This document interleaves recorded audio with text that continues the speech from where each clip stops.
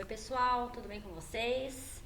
Meu nome é Kátia Benicati, eu sou ultimonista do curso de Direito da FMU, sou uma amante do direito administrativo e eu trouxe um tema aqui para vocês muito interessante, que é o direito de propriedade, mas especificamente a desapropriação, tá? É um tema muito exigido no exame de ordem, tanto na primeira fase como na segunda fase de administrativo, é um tema que sempre cai, né? E também é um tema interessante para toda a sociedade, né? Para todos nós, porque todo mundo está sujeito aí a sofrer um processo de desapropriação, né? É importante a gente saber quais são os nossos direitos e os nossos deveres sempre, tá bom? Bom, existem diversas leis, né, que versam a respeito da desapropriação. Eu trouxe aqui hoje, para ficar de uma maneira mais resumida, mais generalizada, a Constituição Federal e o artigo 35 do Decreto 3365 de 41, que é um artigo muito controverso, e aí eu vou explicar aqui para vocês mais pro finalzinho da nossa conversa, tá bom? Bom, o artigo 5º da Constituição Federal, no seu inciso 22, ele diz que é garantido o direito de propriedade. Então, essa é uma garantia constitucional de todos nós, né? A nossa propriedade é um direito nosso, é garantido, tá bom? Porém, esta propriedade, ela tem que atender a função social, que é o que está aí no inciso 23, tá? Então, para que você tenha a sua propriedade resguardada, a sua, sempre tudo certinho, ela tem que atender a sua função social. E a gente vai falar um pouquinho sobre isso aqui, tá bem? O artigo 24, ele fala o seguinte, que a lei, ela estabelecerá o procedimento para desapropriação por necessidade ou utilidade pública ou por interesse social, mediante justa e prévia indenização em dinheiro, ressalvados os casos previstos nesta Constituição. Então, esse inciso 24, ele é bem importante. Primeiro, olha que interessante aqui, ó, a lei, tá? Então, todo o processo de desapropriação, ele é um processo baseado em lei, tá? Ele é um processo judicial, ok? Então, toda vez que houver por necessidade, utilidade pública ou por interesse social uma desapropriação, ela vai ser com base na lei, tá bem? E o expropriado vai receber uma justa e prévia indenização em dinheiro. Ah, mas eu não achei justa, sabe? Olha, o município bateu lá na minha casa, eles querem que eu saia porque vai passar uma rua nova lá pelo meu terreno e eu não vou sair, porque eu não achei justa a indenização. Bom, o valor da indenização você vai discutir na justiça, tá? Vai discutir numa ação. Mas sair você tem que sair, porque aí é a supremacia do interesse público sobre o privado, né? Então, se toda a coletividade tem interesse naquela rua, você sozinho não pode fazer nada para impedir, tá bom? Então, sair você vai. Só a discussão do valor que aí você vai fazer numa ação, e aí hoje não é o tema aqui da nossa conversa, mas é só para explicar um pouquinho. Porém, eu coloquei até aí de vermelho que há ressalvas, né, com relação a essa justa e prévia indenização em dinheiro. Há ressalvas. E a gente vai conhecer um pouquinho aqui quais são essas ressalvas, tá bom? Bom, primeiro, para a gente falar dessas ressalvas, a gente tem que separar, tá, os imóveis urbanos dos imóveis rurais. Eu tentei fazer aqui uma maneira de apresentar, mas não ficou muito boa, então eu vou apagar aqui e já vou fazer tudo de uma vez, assim, dá mais prático. Então, a gente tem que separar os imóveis urbanos dos imóveis rurais, tá? Então, vamos falar primeiro aqui da questão dos imóveis urbanos, né? Qual que são essas ressalvas? Então, o artigo 182, parágrafo 4º da Constituição, eu vou resumir o que diz aqui, tá? Então, diz o seguinte, o poder público municipal, através de uma área incluída no plano diretor da cidade, ela pode exigir que se aquele solo urbano não estiver edificado ou estiver subutilizado ou não utilizado, que o proprietário promova seu adequado aproveitamento. Então, existe um plano diretor da cidade, tá? Numa outra conversa eu falo mais de plano diretor, tem várias questões a serem ditas, mas vamos falar aqui de uma maneira mais macro, tá? Existe um plano diretor da cidade e tem um terreno ali que está totalmente fora do que diz o plano diretor da cidade. É um terreno que está subutilizado, não está utilizado, está parado, está baldio, tem lixo, está um horror. Aí você fala assim, mas é garantido o direito de propriedade. Não, mas a propriedade tem que atender a sua função social. Então, o poder público, ele vai exigir desse proprietário que ele edifique, que ele aproveite esse solo, esse terreno. E como é que o poder público faz, tá? Por uma questão de proporcionalidade, que é um dos princípios da administração pública, que a gente tem também consagrado aí em lei, na lei do processo, né, administrativo. O que seria o princípio da proporcionalidade? A gente tem que dar sanções corretas, né? Tem que ter um peso e uma medida, digamos assim. Você não vai sair arrancando o terreno da pessoa, tá bom? Isso não seria proporcional. Você tem que avisá-la, dar algumas medidas prévias, e se nada resolver, aí sim você vai tirar o Estado vai e retira a propriedade dela, tá? Mas mesmo assim, não sem indenizar de alguma forma, né? Aí eu vou explicar aqui pra vocês também. Então é o seguinte: poxa, fulano tem um terreno no meio da cidade de São Paulo, tem nada no terreno, tá uma bagunça. Aí a prefeitura fala, amigo, ó, você precisa fazer alguma coisa nesse terreno. É o que tá aqui no inciso 1, tá? Então ele vai parcelar o terreno, vai dividir esse terreno e vai fazer alguma edificação obrigatória nesse terreno. Por exemplo, a gente vê alguns estacionamentos, às vezes, né, numas áreas assim que você fala, nossa, mas não tem nem carro aí parado no estacionamento. Estacionamento, às vezes, numa área que nem combina com estacionamento, né?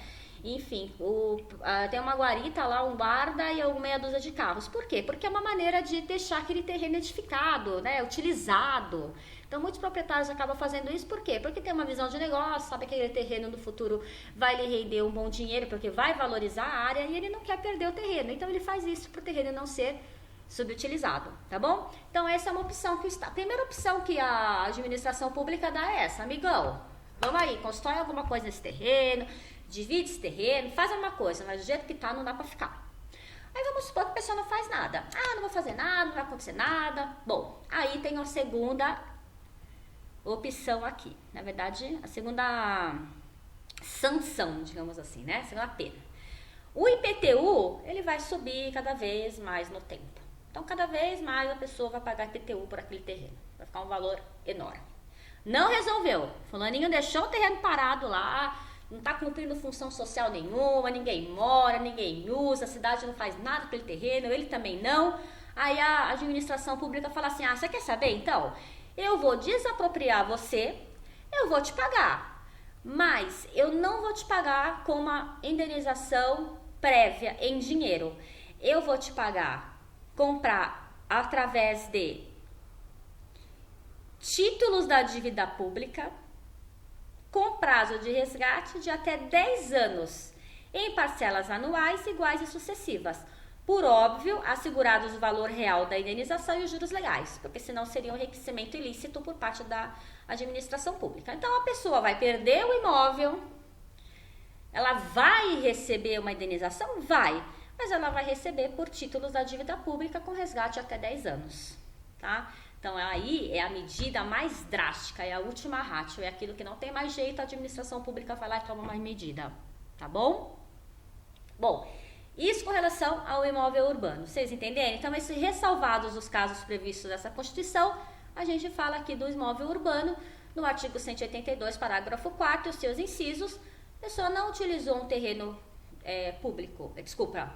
urbano, solo urbano não está edificado, é subutilizado ou não utilizado, primeiro ele vai ser chamado a construir ou a parcelar aquele terreno, depois o IPTU dele vai subir progressivamente, vai progressivamente ser majorado no tempo, e por último ele vai ser desapropriado, mas não vai receber dinheiro, mas ele vai receber títulos da dívida pública, tá bom?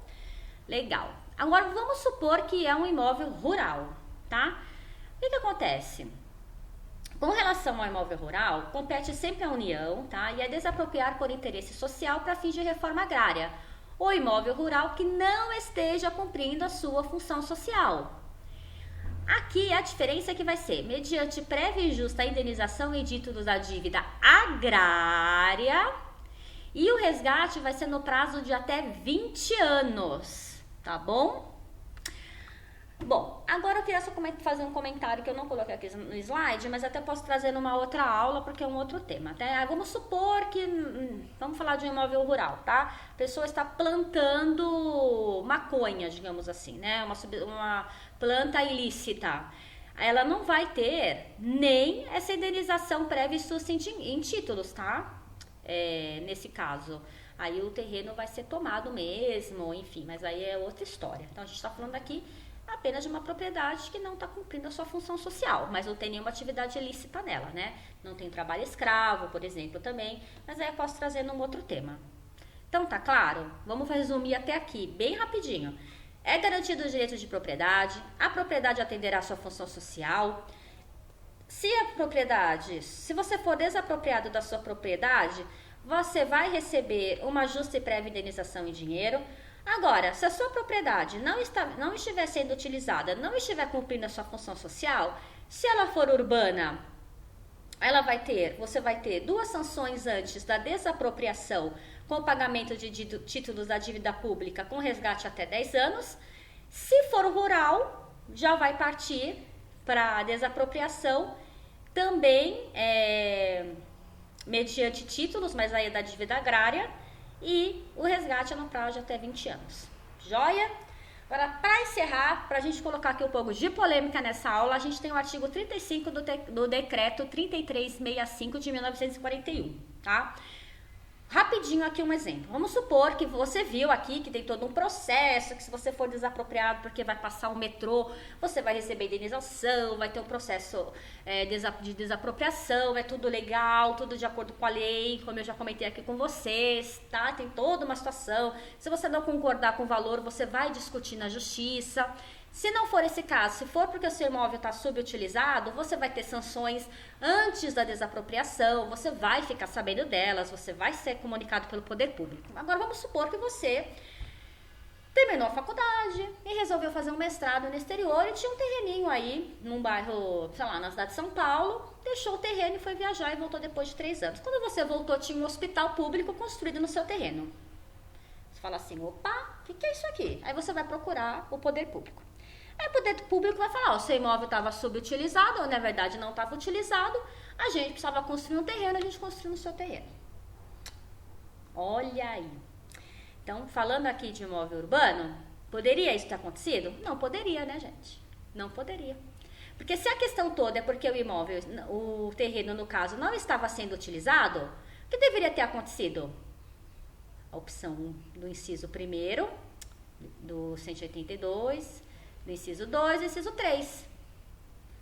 Para chegar no inciso 3 seria desapropriação, né?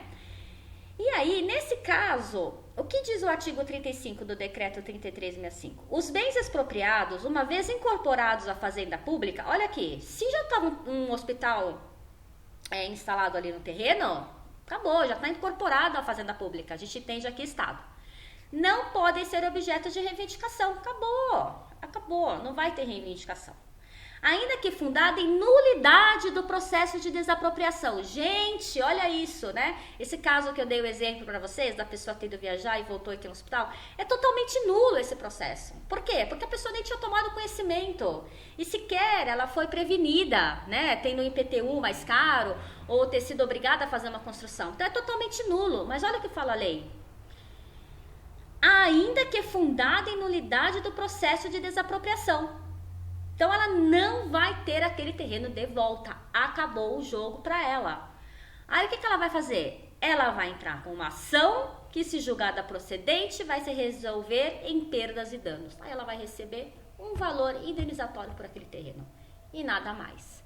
Digamos que ela não queria ter vendido, que ela estava esperando para vender aquele terreno, porque ela estava esperando uma valorização do imóvel, por exemplo. Acabou, tá? Esse artigo aqui, ele é bem polêmico, tá? Ele é até bem contraditório à previsão constitucional, né? E, inclusive, do artigo 5º do inciso 54, que ele diz que ninguém será privado da liberdade ou de seus bens sem o devido processo legal. No caso, essa pessoa que foi fazer o mestrado, ela teve o devido processo legal? Ela participou de um processo de desapropriação? Não, ela foi surpreendida, o terreno dela foi tomado, tá? Então, esse artigo 35 aqui é bem complicado, mas ele existe, ele é válido. Então, se você for fazer uma prova, por exemplo, e for uma questão acerca desse tema, você não pode esquecer desse artigo 35 aqui, desse decreto de 3365, que é interessante. Tá bom? Gente, é esse que eu trouxe para vocês, espero que vocês tenham gostado. Tem o meu e-mail aí, vocês estão vendo na tela, né? O katiamenecate@hotmail.com. Mandem para mim sugestões de temas. principalmente a respeito de direito administrativo, que é a minha paixão, é que eu me sinto mais à vontade para falar com vocês, tá bom? Beijo, obrigada, tchau, tchau.